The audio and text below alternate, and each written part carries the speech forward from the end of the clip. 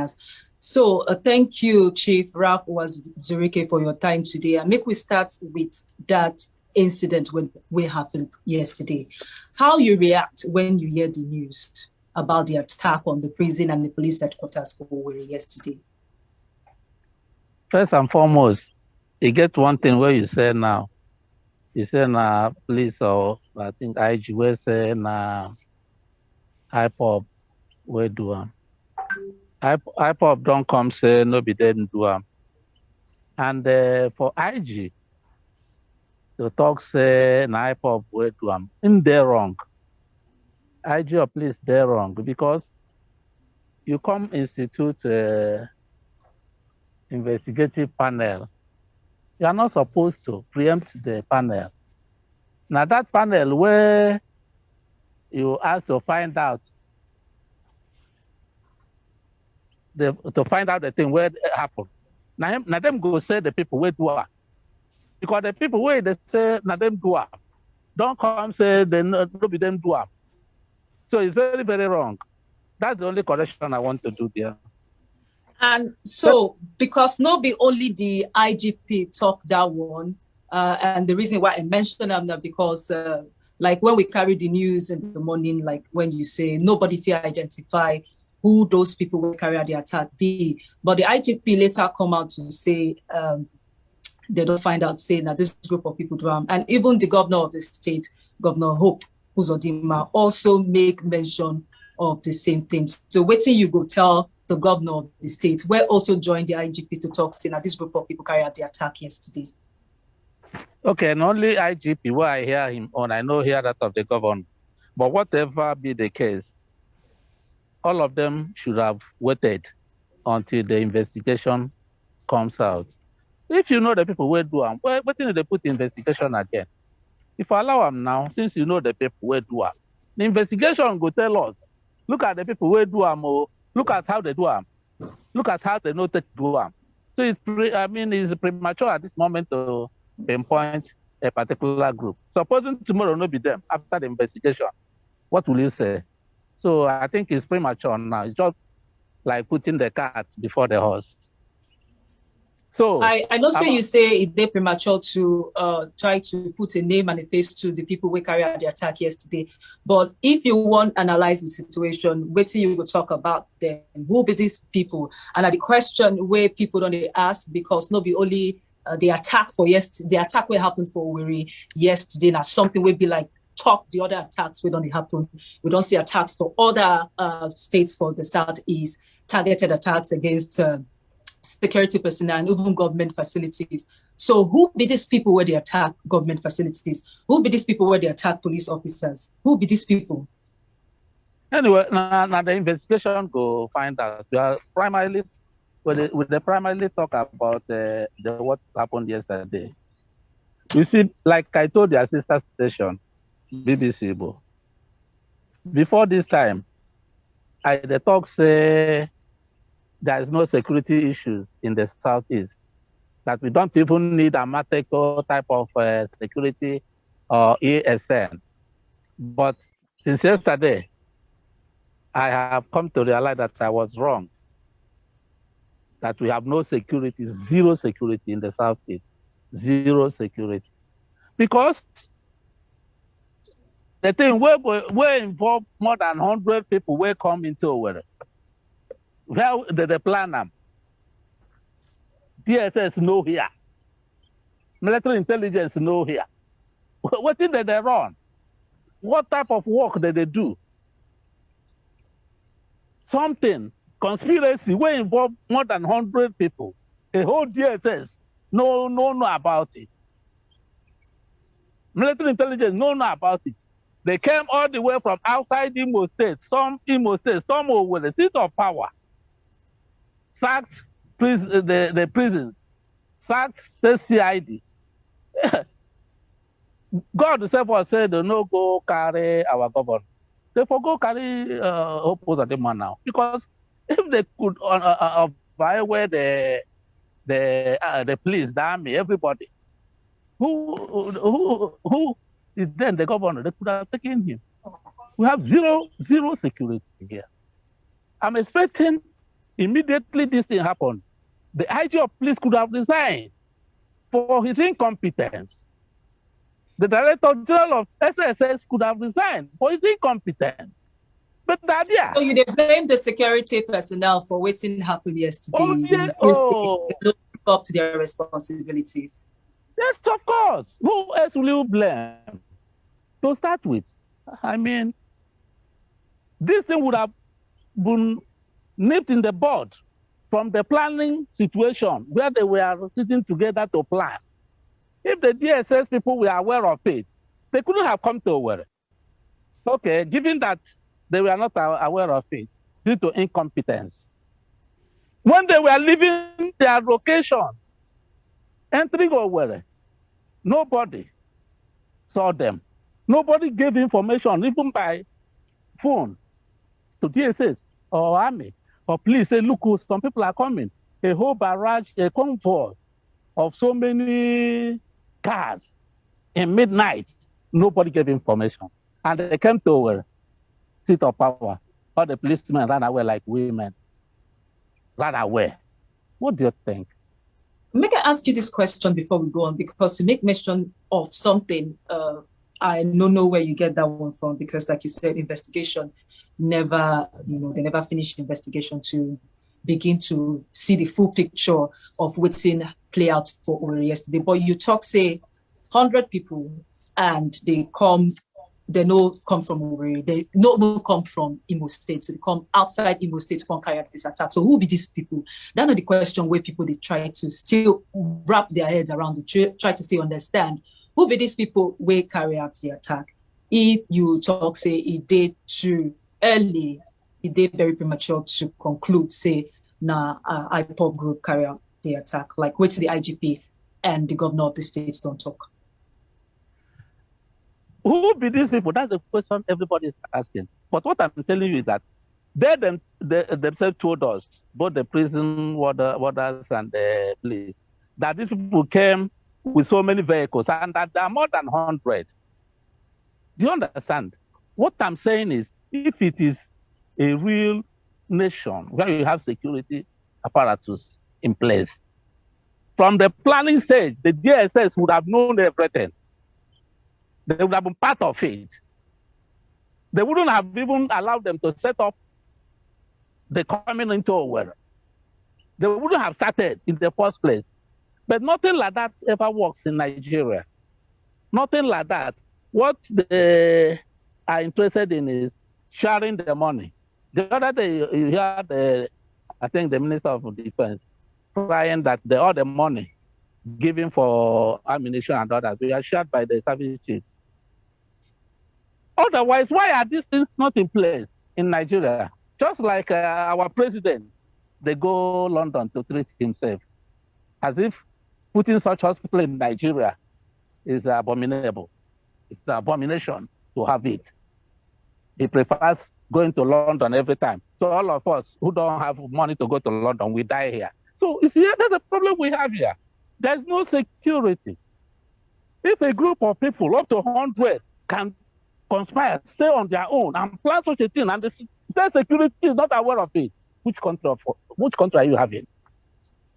I'm asking, what type of country is this?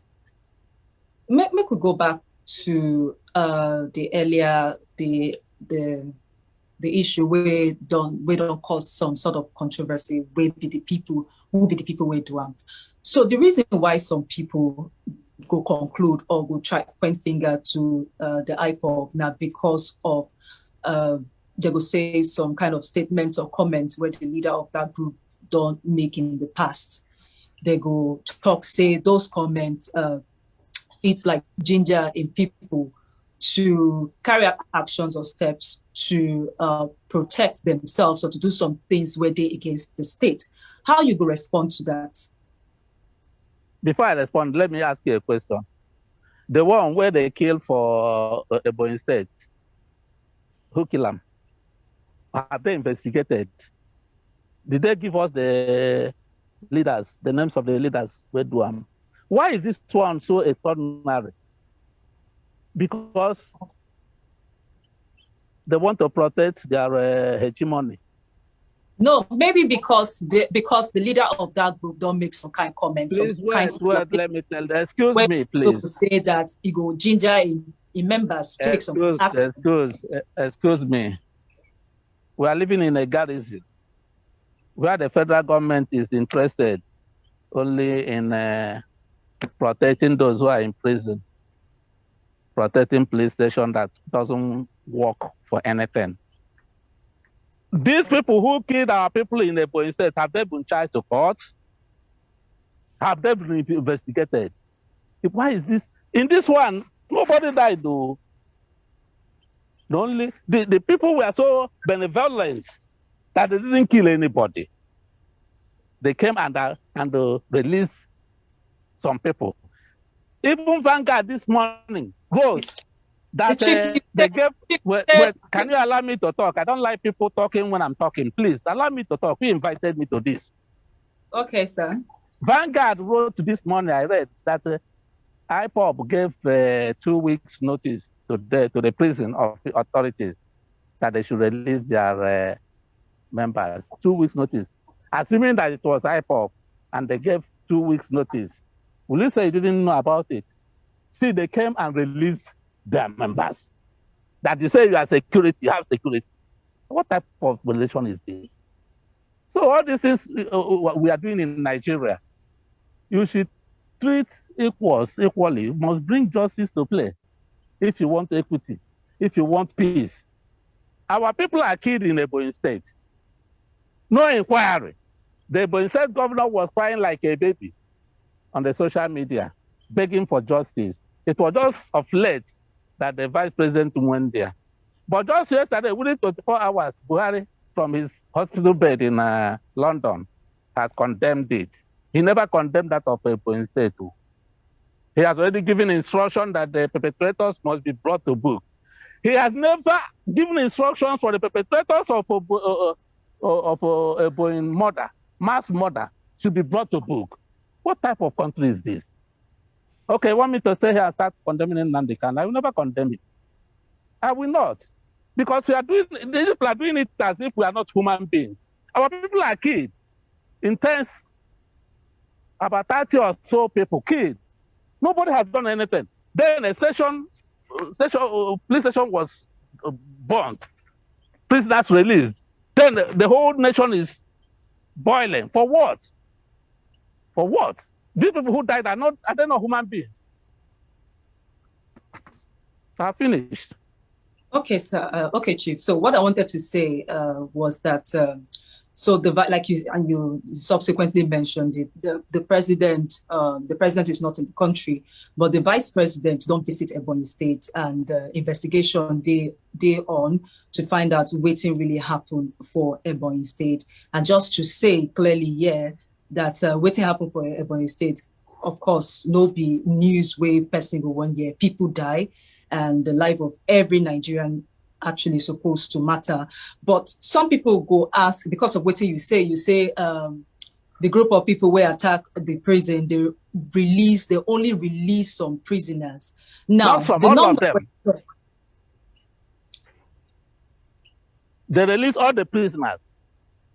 I said that you said they released some prisoners, but from the figures and the statistics and waiting the authorities don't tell us now about, if not more than 1,800 prisoners now they release into the society. So people will ask, are you justifying that? Are you justifying waiting the group of people where carried out attack do?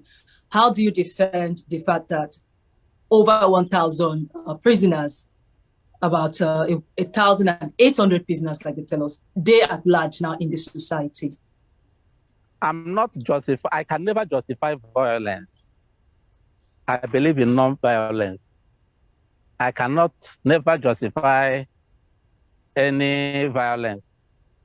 Hello? We can hear you, Chief. Okay, fine. But what I'm saying is, it is the bad system that brings bad people.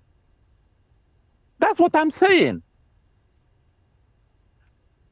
In a situation where people are killed, the perpetrators, the government pretends as if they are not aware or they don't know the perpetrators. No serious investigation is going on. Then you have another situation somewhere, a lesser situation. You begin to tackle that situation. Let me ask you a question. How many Fulani herdsmen are in prison across the nation? How many of them? Okay, live across the nation. In the Southeast, they have been killing people, doing all sorts of crimes here. How many of them are detained? Which prisons are they detained? The answer is none of them. Then you have another group of people. You detain their own members for even a lesser offense. Because these people are people killing others in their farms, killing the last one, came to the village and massacred them. None of them is in prison. Then other people, you kept them in prison. Why are you keeping these other people in prison? Are they not human beings? Why are you not keeping the other people in prison? It's just like what happened between the government of Shehu Shagari. This Buhari toppled the government of Shehu Shagari. Then what did he do? He put Alex Ekweme, the vice president, in detention and released the Shehu Shagari as the president. You see, that injustice continues up to today, where equals are not treated equally. You think if an Hausa man commits or a Fulani commits offense, it's not offense. If an Igbo man commits it, he will be killed, he will be investigated, he will be brought to book. The whole nation will be trembling. Or what? I got run. Are we going to run away for you people? I'm not going to condemn anybody. Let them first condemn the Fulani herdsmen and condemn Boko Haram. I've been condemning over time. You can see, I've been condemning in Nandikan. I've been condemning IPO. I've been condemning ESN. But when you sit down, you think about all these things, you begin to ask yourself certain questions. Are we slaves here? Why must the prison be our property? Priority in Southeast, the prison was broken. But our people were killed in Ebonyi State. It wasn't the priority of federal government to find out, to stop it. Then it is the breakup of a prison that should be a priority. Nonsense. Okay, Chief, I just wanted to say that the spokesperson for the president don't talk before say hundreds of bandits. That's hundreds of bandits day in detention. So it no be like say they know they arrest others on the other divide where they carry out these acts of violence. But we understand where they come from. You know, this issue don't take ground, and one of the agitation of your group and also the IPOP group for a level playing ground, that what is good for one person should also be good for the other. So the other question where I want to ask now, we are talking about Owerri, but Owerri no be the only place where we see all these pockets of violence. You know, you talked about Ebonyi State and some other states in the Southeast. How you go respond, or what do you get to talk about this violence where they happen across the Southeast? Because some people don't all say deliberate attempt to destabilize the region. There's something I want to point out. I don't know whether you are aware that some Boko Haram people who were captured some time ago were retrained by the federal government and redeployed into the military and the police. I know you must be aware of. So all these things make the commission of crimes a non-issue. If people who are killing soldiers, policemen, burning houses, committing atrocities in the north are captured, then you absorb them in the army, retrain them, pay them compensation. What are you encouraging? You're encouraging more banditry. You're encouraging more terrorism. And when they begin to happen, you don't have to treat one group with glove hands and try to kill other ones. You treat them equally. So when you ask what is happening in the Southeast, it's not abnormal. It's not abnormal when you can release Boko Haram people that were captured and gave them money. And later they went back to their colleagues after giving them money to buy more guns. Then they're telling me what is happening in the Southeast. That's a replica, perhaps, that is happening. So you won't treat those in the Southeast the same, a different way. You have to treat them the way you treated your own brothers in the North. That's my position.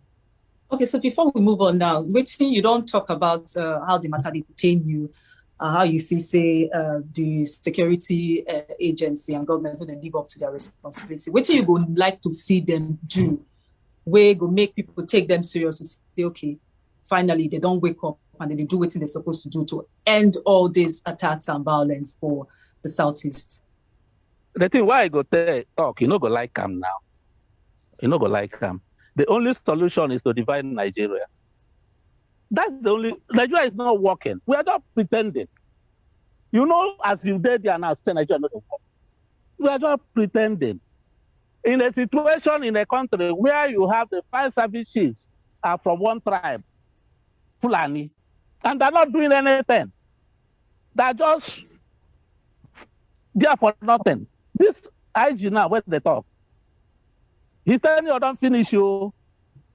The president returned him back to do another 3 months. As if he's the only person in Nigeria that service police work. But look at that. Is he competent? The answer is capital no. He's incompetent, grossly incompetent. But he's returned because they're full animal. As if there's no other person in Nigeria that can do that job. So you see that the society we are trying to protect doesn't want protection. The best thing is for all of us to go our different ways. But through non-violence anyway, I will never support violence. Okay, and that brings me to the next question, Chief. So you and Nnamdi Kanu now start this struggle together, this movement together before Nnamdi Kanu going away to start up IPOB. Some people don't criticize the way he did go about and because you talk about you never support violence. So how you go talk about the way the IPOB leader they go about this talk about setting things right in the Southeast? Point of correction. I didn't start the struggle with Nnamdi Kanu. I started the struggle in 1999. Nnamdi Kanu joined in 2009, 10 years after. So we didn't start it together. And in a struggle, no struggle has is monodimensional. The struggles have branches. We have many branches. If Nnamdi Kanu wants to take to violence, I will not speak for him. But I will continue to say that I don't believe in violence because I'm a student of Mahatma Gandhi. I don't believe in violence. But I will not stand on his way, whatever he wants to do. But where I feel pissed off is when you begin to treat our people, the Igbos, differently from how you treat others. Take, for instance, we are talking of Boko Haram. People who are killing, we know the number of Nigerian soldiers Boko Haram have killed. The few people they gathered, they captured, you said you give them amnesty, you retrain them, you put them in the army, put them in the police, give them money. What are you encouraging? What are you encouraging? Then, if there is ESN in the Southeast, within 24 hours, you put up a statement from London where you are on sick bed, how they will be exterminated, how they will be killed, how they done it, how as in what now, as what? I don't know human being. But we are own people. You are not treating them that way. To the extent that cattle rearers, Fulani headers said that the president is their grand patron. The president didn't come out and say, no, I'm not your grand patron. No. He didn't denounce it. Up to today, there is nowhere in the southeast or any other place where you say in a court, you see cattle bearers or whatever being tried, or a place where they're detained. But you are detaining other people. I mean, it doesn't work that way now. Nobody will support that one. Okay, sir. So the next question I'm going to ask is still talking about what happened in Owerri yesterday, because as we talk, if we go by waiting the authorities don't tell us, over 1,000 prisoners stay at large now, this society. They don't know where they live. We never hear any updates about their efforts to bring them back in. So, but waiting we don't and concerns from some residents about waiting this one will mean, in terms of security. Some people don't talk about their fears and their worries, not only for Imo State, but some other states for that region where some of these people go take refuge. How you go react to that, or how that issue make you feel? It's a general issue, general problem. In Nigeria today, people are talking of restructuring. Through restructuring, you can have a police system, where our policing system, where the states can handle their security system. The same establishment, those who believe that the owners of Nigeria will not buy into it, because they think whatever they like is what is going to happen. Nobody is going to listen to structuring. Nobody is going to listen to self-determination. Let everybody go his way. They want one Nigeria. Okay, make this one Nigeria work. Let us see. If Nigeria is working, none of us will talk about Biafra, Oduduwa, this and that. We are talking about all this because the system is not working, and it's to the glare of everybody. Everybody is saying it. If it is working, for Christ's sake, why should you have undercount? But somebody will come and know that this thing is not working. But instead of making it work, he will be siphoning all the money. Money will be budgeted for security. There will be no guns. The police will not be paid. Army will not be paid. Even if they are paid, there is something that even a house girl cannot use to buy something. Then these people will share the money and bank it outside and use the money outside. How can that society work? So it's left for them will be the people who will ask this question you're asking me now. Ask them, how do you want it? Since you don't want Nigeria to break up, then how are you going to package security? Now people can get up from one location in their hundreds, storm a whole state capital, ransack the army, the police, sack everybody and do whatever they like and go back. Not a single one of them was caught. I mean, look at it now. Okay, Chief. So how do you respond to this argument? Some people don't say the Southeast governors, they talk too much, or they somehow quiet about waiting they happen for the region. How you go respond to that? Waiting you go need to see them they do to make you feel say, okay, they do on top of the situation, and they go find solution to make peace come to the Southeast, or to make sure say everything go as it's supposed to be go. I pity the Southeast governors. They are in a difficult situation. Just yesterday, when this thing happened, I was discussing with a friend. I said, look, these people were at the government prisons for almost 3 hours shooting, ransacking everywhere. That even the army, that is less than 10 minutes drive, couldn't come to help them. My friend reminded me that they required a presidential fiat to come out, that according to the constitution, that the president has to give the order. I remember this too. So in a situation like that, will you blame the governor? The governor who is in his house, the policemen that are supposed to protect him ran away. The army was somewhere they were not to come out. How do you want the governor? What do you want the governor to do? Same to other governors in the southeast. You see what is happening? I'm telling you of a situation where one tribe has the 5 service chiefs that don't know anything about security. And look at the security situation in Nigeria. They continue returning them, changing them with the same tribe. So are you going to blame the Southeast governors? What are they going to do? They use what? Okay, look at just of recent, because of what happened. The IG brought more policemen to Imo State because something has happened. He brought more policemen to Imo State. They are the people commanding. They are the people holding everywhere. They are the people from only one tribe, Fulani, dictating what happens in Nigeria. I think more questions should be asked them and not any other person. We are just a conquered territory. But our position is, if we cannot live in this, our territory that we have been conquered, allow us to go now. He don't want us to go through non-violence. He don't want us to go through violence. Then come and kill us now. Okay, Chief. So this should be like the final question, except something else come up. Election will happen for Anambra State towards the end of the year.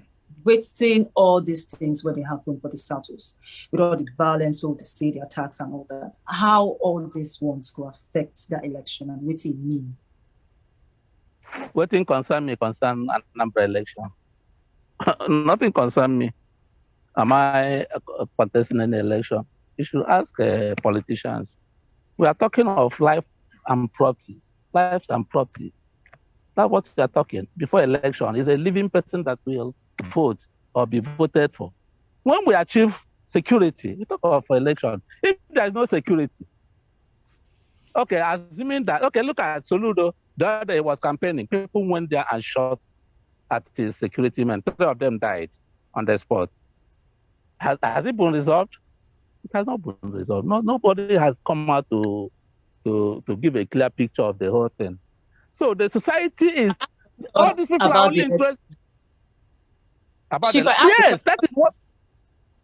I asked the question about the election, Chief, because of waiting history don't show us. During election time, we see some kind of violence, they increase during election time. And if we don't start to record this kind of things for the Southeast this time, when election period never reach, waiting will happen that time. And they ask this because of the position of the people, not even because of the election or the politicians, but the impact on the people. You see, my sister, let me tell you something. I'm a freedom fighter. I think about the welfare of my people. I'm not a politician. I don't answer things I don't have interest in. You see, I want security first because that is what pertains to my people. I don't know about some people who are contesting election. If they are contesting election, that's what Nigerians want. Election, that's what politicians want. They don't want to know have a permanent solution to something. As it is security, you have permanent solution for it. But once it is the election period, makeshift arrangements, clamp down, while you're voting and all that, they bring and pick to people, they will say, they have been elected, that the new governors, that this and that and that, when it is not the situation. So I don't speak over nonsense, over things I know that don't even happen in the first place. So I will not talk about Anambra election because I know that you're so interested in security. What do you think about waiting the ESN group they do? That's the Eastern Security Network. Right from the word go, I was critical to the operations of Eastern Security Network. I said that it was not a place of one man or a person, an individual, to nominate for us those who will guide us. My opinion still persists. I still insist that it is not a place of one person to assemble some people to come and provide security for us. But what I'm thinking now is, I think with what has happened, the Southeast governors will come together now and ask themselves questions. With what happened, that a group of people came from nowhere, came to the seat of power, did all they did and left without one of them being caught. I think it gives questions than answers for people to sit up. As I'm talking to you, I'm also sitting up, asking myself questions. How can this be possible? So I think in a few days to come, we shall have answers to all these questions. Okay, thank you very much, Chief Ralph Uwazurike, the leader of the movement of the actualization of the sovereign state of Biafra. So thank you for your time, and thank you, Steve. You follow us to talk about all these issues, especially what happened for Owerri, the state capital of Imo, yesterday. You didn't mention the Ijelendi. I am the Ijelendi. I'm the Ezigbo Buruburu the second. Sorry, Chief. I know one spoiled. I know so thank you problem. very much. Okay, no problem. Thank you. Thank you. Taking time for your time to talk to us today. Thank you very much.